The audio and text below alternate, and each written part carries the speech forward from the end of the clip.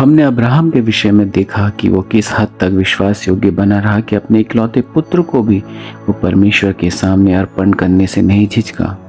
तभी तो उसे विश्वासियों का पिता कहते हैं कि वो विश्वास योग्य बना रहा और उस परीक्षा में भी अपने आप को स्थिर रखा। ऐसे यदि हम अय्यूब के जीवन को देखें तो उसके पास सब कुछ था।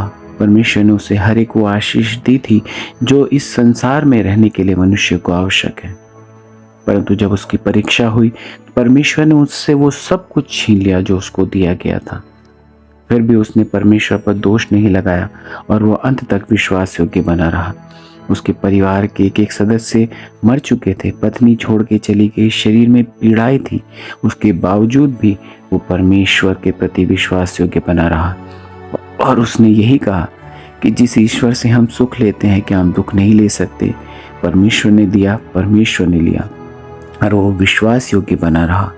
और उसकी विश्वास योग्यता का परिणाम ये रहा कि परमेश्वर ने उससे प्रसन्न होकर उसको फिर से वो चीज़ें दुगने रूप से लौटा दी। ऐसे ही हमें अपने जीवन में अय्यूब के समान विश्वास योग्य बने रहना है, ताकि जब हमारे जीवन में भी परीक्षा आए तो हम उन परीक्षाओं का सामना डट कर करें और हमारा परमेश्वर उस परीक्षा से हमें निकाल लेगा।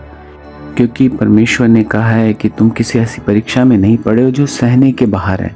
वो जानता है हमारी सामर्थ को और वो हमारी सामर्थ से बाहर हमें परीक्षा में नहीं पड़ने देता।